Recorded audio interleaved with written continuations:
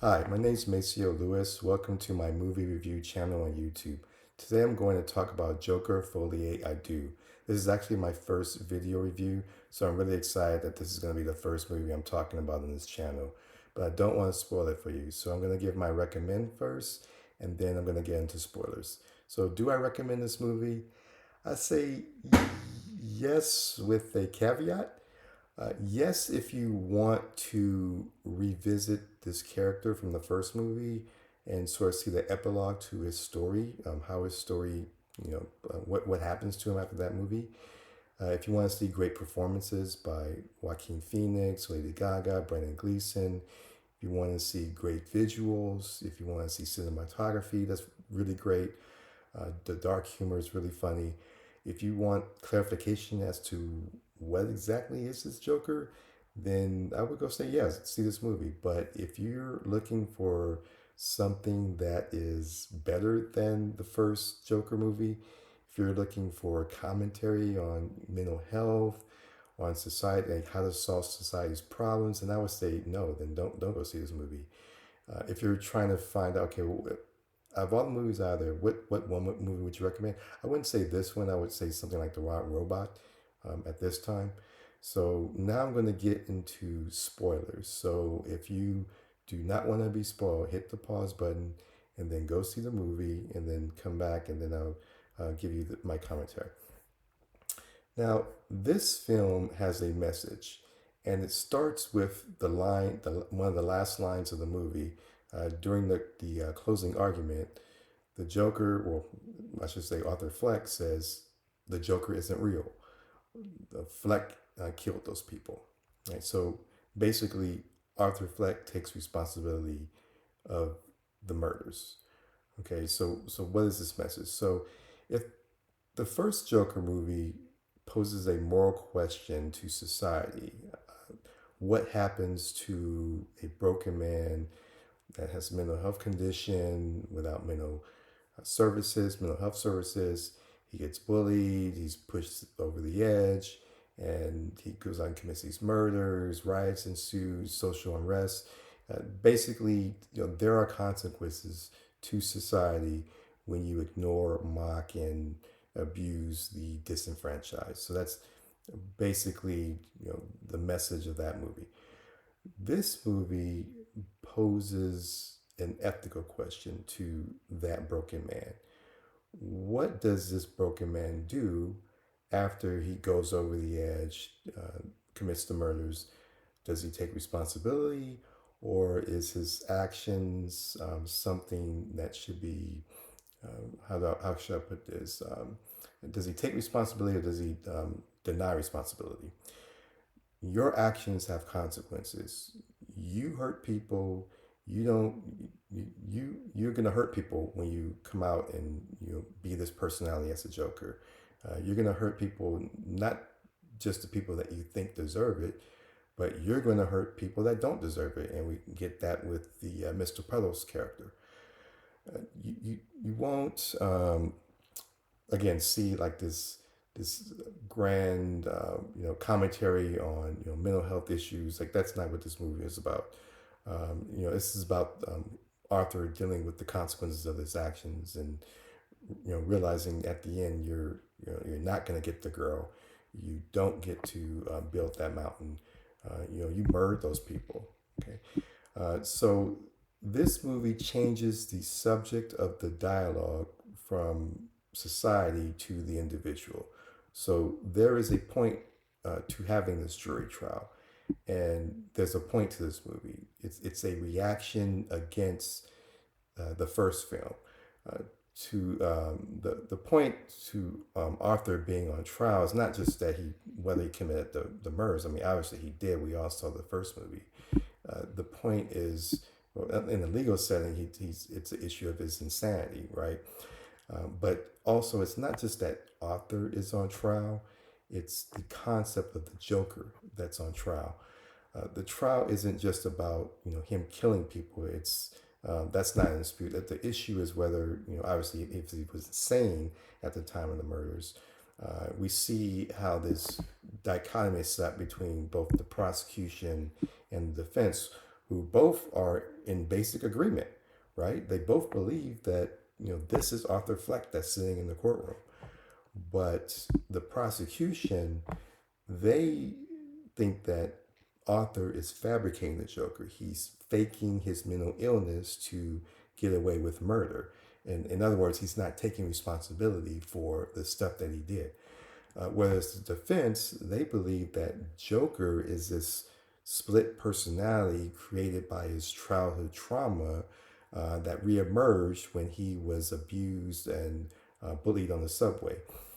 Arthur didn't kill those people, Joker did. So Arthur didn't know what he was doing was wrong. It's like some sort of spirit or demon took over him and did it, and Arthur, had no control what was happening. So that's what the defense is saying. And there's a third point of view, um, articulated through the character Harley Quinn or Harley and the protesters that love the Joker, right? The third point of view is that Joker is real. Fleck, this guy's not real. The Joker, the revolutionary figure that stands up to corruption, to the bullies, to the people in society that use their power to bully the disenfranchised. That is the Joker that Harley sees and these protesters. So the verdict in this movie is that the Joker isn't real. The Joker was an excuse to commit murder. So that clown prince of crime, that agent of chaos, that people like me thought that this guy was from the first movie, that isn't him. That's not this Joker. Harley was necessary in this movie to give him the motivation to create the Joker. He creates the Joker in the first film as an excuse to commit murder, which is what he says in this movie. He creates the Joker in this film out of love for Harley so she can like him because he knows that she likes the Joker and he loves her, so he's creating this for her. The musicals in this movie were necessary to show us that the respective motivations of these characters. Harley's songs are more about power, pulling the strings, whereas Arthur's songs are more about love. Like he sings about how he needs her and she needs him. Now, these are songs about love. So they represent what these characters are thinking when they're fantasizing. And the musicals, they also occur in different forms. So the fantasy element, when stuff is happening in Arthur and Harley's heads, those are artistic representations of their thoughts, their motivations, like I said, of power and love. There's also singing where it's actually happening, in that world, right? It's not just like going on in their head, like other characters in the movie are seeing this. And you see that when Arthur is on television and he's singing like to Harley through the television when he has the interview with the journalist. So in that situation, it's hard for me to put this into words, but it's kind of like they remember, if you recall, they met at the the singing support group, or whatever you call it, that mental health facility. So that's where these two first, officially physically met. And since that moment, every time they met, they sing together. So it's sort of like it's uh, they first bonded over this shared experience, and every time they meet each other, they bond over that same shared experience. So I have no words to put on that, but that's sort of like how their dynamic is. So hence the title Folie à Deux. Folie à Deux is a French phrase which means a shared delusion by two people. So let me break down the delusion by both by Harley and Arthur. Harley's delusion is that Arthur is not real. The Joker is real. See, the guy that she saw blow Murray's head off on television, the guy that was portrayed in that TV movie, that is real. The guy who's in clown makeup, uh, who has this power, these qualities of power, that persona, that is the delusion that Harley has of the person that we know as Arthur. Arthur's delusion is that Harley sees him, sees him for who he is. If you recall that when they meet at that singing um, shop or whatever you call it, he tells her up front, like, "Yeah, hi, why are you here? I killed five people," which was to me kind of a funny moment. But that was a moment in Arthur's mind where he was, bonding with her over their shared trauma. But in her mind, she's meeting the Joker. So you have this shared delusion going on, and it ultimately leads to this tragedy where, Arthur, in the end, like he feels like he's done with the Joker. He's done lying. He wants to take responsibility for his actions. But in his delusion, he feels that Harthi still loves him because she loves him for him. I mean, after all, he's the same guy that killed those five people. But like, of course, she doesn't love Arthur. She loves the Joker. So that's the delusion, the folie à deux that's going on in this movie. I didn't get that the first time I watched the movie. To be honest with you, the first time I saw this movie, it was at a fan event on a Monday, September 30th.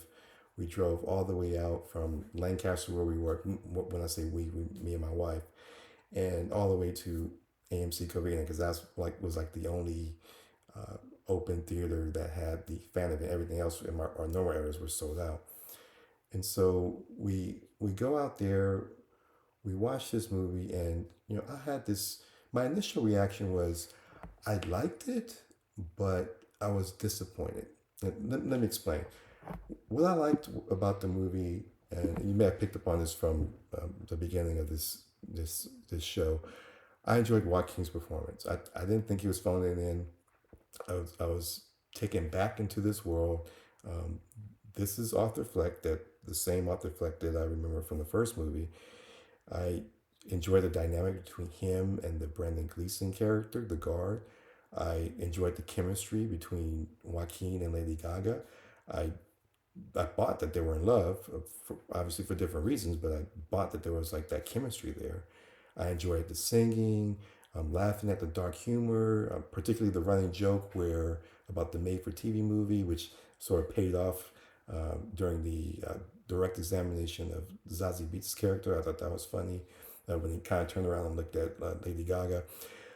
The book signing, obviously that was funny when he, the guy talked about how he wanted him to sign the book because it would be worth money to him, and Arthur obviously didn't like that, and said he hopes he dies of cancer. I thought that was funny. The visuals, I might be the only person who picked up on this, but that image of Arthur, or excuse me, the Joker and Harley dancing in the pale moonlight. I mean, come on, that's a direct reference to the Batman '89. That line by Joker, like, "Have you ever danced with the devil with the pale moonlight?" I mean, that's a visual representation of that. Also, the visual image of Arthur in the cell is like somewhere in the first act of the movie. There's a light, and then it goes into a shadow. Again, that's a callback to the cartoon at the beginning of the movie, where there's this struggle between the shadow of Arthur and the Joker, or vice versa. Um, and obviously, when I first saw the movie, of course I didn't get what that cartoon was about. But then after I saw the movie several more times, I get what they were going. It was foreshadowing what was happening in the movie. So I love the visuals. I you know I I, I really like the movie. So what disappointed me then? Well, what disappointed me about the movie was it felt like the movie was building up to something, and ultimately, like when he said, "I'm not the Joker," or "The Joker's not real," that it was a huge letdown. So let me walk you through the build up. So at the beginning of the movie, again, we see Arthur Fleck. I mean, and I didn't pick up on this the first time, but the Joker that I thought from the first movie, that we that all this this broken man being broken by a broken society leads to this Joker. My take from the first movie was that, oh, this leads to the consequence, that this leads to the Joker. This is a version of the Joker, but we don't see that Joker at the beginning of this movie. We see him as Arthur Fleck. Obviously, he's broken. He's doesn't want to live. He's just given up on life. He's being mocked. He's being bullied by these guards. So I'm thinking, okay, this is telling me that these cards have it coming. When he comes to Joker, when the Joker comes out, he's gonna get these jars. But so we got the guards, we have the journalist that's bullying him. We have him having these fantasies with Harley, where he's dressed up as the Joker. He's giving people, what they want, right? Well, what we want is we want the Joker, right? He hits, the guy with the chair, Harvey Dent with the chair. He shoots the cameraman. He's hits the judge in the head. Then at the point where he fires his lawyer, which, I mean, obviously as a lawyer, I think that's a bad idea. But in this movie, that was the point where the Joker was actually going to come out. Because before that, mostly the Joker was like in his mind, his thoughts, because he's a delusional thinker, as we learned from the first, and obviously gets repeated again in the second in this movie. But when he fires his lawyer, he stands up, does this and slicks his hair back. That's when he's giving the people what they want, in reality. So we see this, and then obviously he comes back into the courtroom and dressed as a Joker, dressed in makeup. So again, this is me feeling that this is building up to getting the Joker that we wanted, right? Yet that momentum was put to a halt during the closing argument. He's silent. He's not saying anything. He pulls his chair like he's at a comedy club. He's staring at the camera. He pauses and he even says, "Look, I plan to come out as a Joker and start blaming society for all my problems, but you know, the Joker isn't real. I made it up. Uh, you know, Fleck, I killed it. I being Arthur Fleck killed those people. It reminds me of the Dark Knight at the end when Batman says, "I killed those people." Obviously, it's a different situation because in the Dark Knight, uh, Batman obviously didn't kill those people. It was Harvey Dent's character that killed those people. Well, Two Face killed those people, of course, because of what the Joker did to him. But in this movie, obviously, Arthur Fleck killed those people, but he's not taking responsibility for it by pretending to be this Joker persona. So when Harley, walked out of the courtroom, like when I first saw the movie, that's sort of when I checked out. I sort of like felt like I was walking out with her because I was disappointed. And on top of that, Arthur gets stabbed. So it's like, okay, so this Joker that we all know the Joker as Batman's greatest nemesis. Like he doesn't even you know even meet Batman because he's dead, right? So I'm feeling like I was entertained again by all the stuff I talked about before, but I was a little bit let down, disappointed. But I didn't feel like it was a waste of time, or that the movie was trash, and I didn't regret watching it. So I listened to reactions to the movie. People were just trashing it, saying this is terrible, this is pointless. Why is there a trial? Why is this character? Why is there no character arc for this guy? Um, we didn't learn anything from this movie. The singing had nothing. Harley Quinn's character had like I'm hearing all this stuff, and I'm like, really? So I saw the movie again on Thursday, the Thursday night opening, and also on a Saturday too. And so I watched it a couple of times and concluded that, well, I mean, actually, there is a message to the movie from what I just explained to you. The message of the movie is your actions have consequences. Take responsibility. Reject the Joker. The trial was not pointless. Again, the issue is whether or not he was sane, whether the tension was supposed to be not that he was developing to be the Joker, that like what I initially thought, but the tension was more about this. Do you be responsible for your actions, or you excuse the murderous acts that you did? Harley, why was she necessary? Again, she motivated him to create the Joker. If you take Harley out of the movie, then at what point does he start fantasizing about the Joker?